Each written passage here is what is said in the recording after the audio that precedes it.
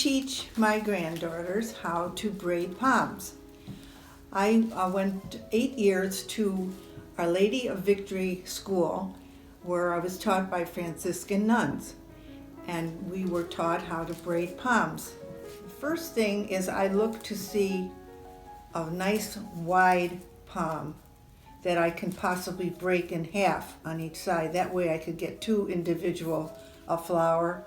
This wouldn't work because it's not attached.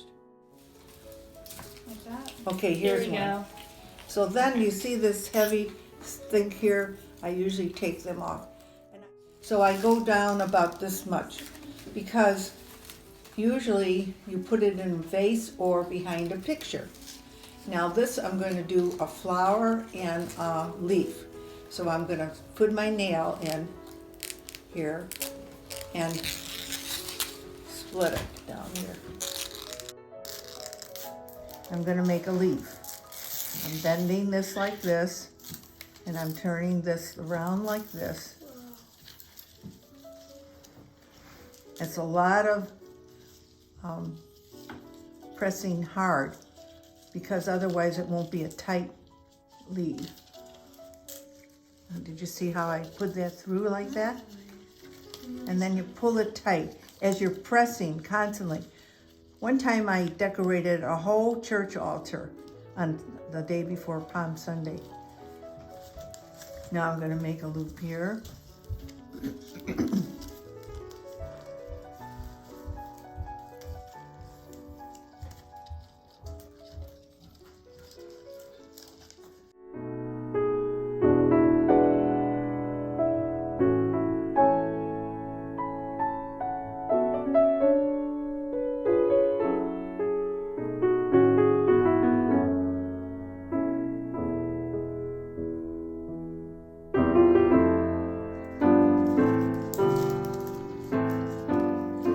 Always pulling it tight and pressing hard with your thumb. I don't think I'm going to get more than this, so I have to end it now. So now I'm going to pull this through, because this side was so small. Pull it through there and tie a little knot like this.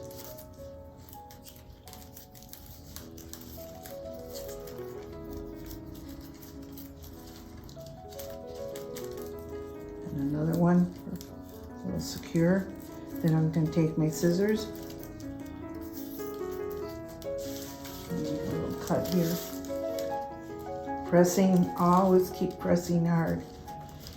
And when we put it under a book, then it will, you could have like a little thing hanging there.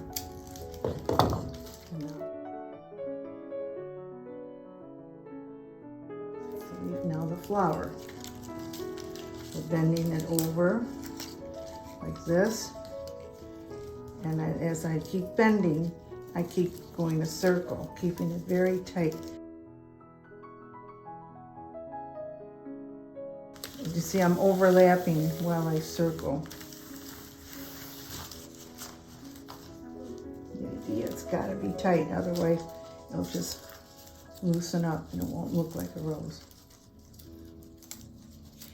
And if you notice, when they dry, if they haven't been tight, they just all pull apart.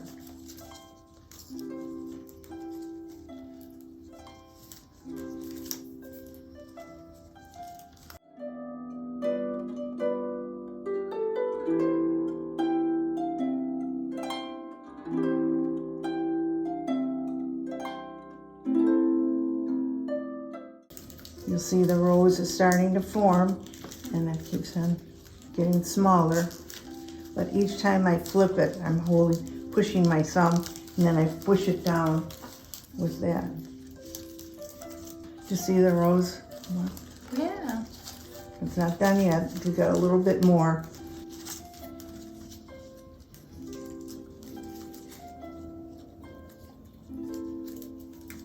And I'll show you. We're just about near the end of this one, because you can see it's getting smaller, the rose.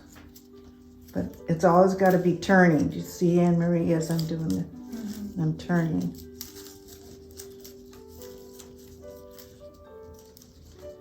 It's a lot to do with the kind of palms too. That's why we try and be very picky. I'm thinking that's probably as far as I want to do it. Pressing it really hard.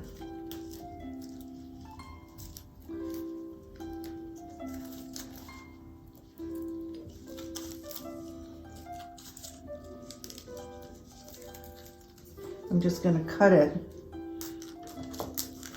where my last one was, like this. And being that this is blessed, then you have to burn. I carefully always try and keep. Now I'll go around and click any loose ones, you see, like that. You want to click that off. And then Anne Marie will put it in the book. So this turned out a little bit different than I had planned. Usually I have the leaf go like that, so it's just like.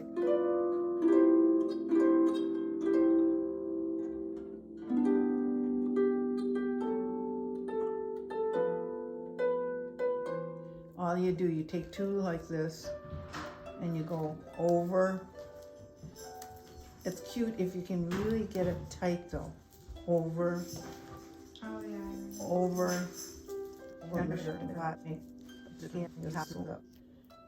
It's nice like a branch if you have a bunch of roses and you want just a little branch to go over. You see how that's gonna look like a leaf coming down? And I'll do one like that, and then if you got a rose in between, when we get the other one made, we can put a rose and then tie it with this thick one that we put aside. This here makes a nice twine that you can tie a couple of them together. So that's like a branch.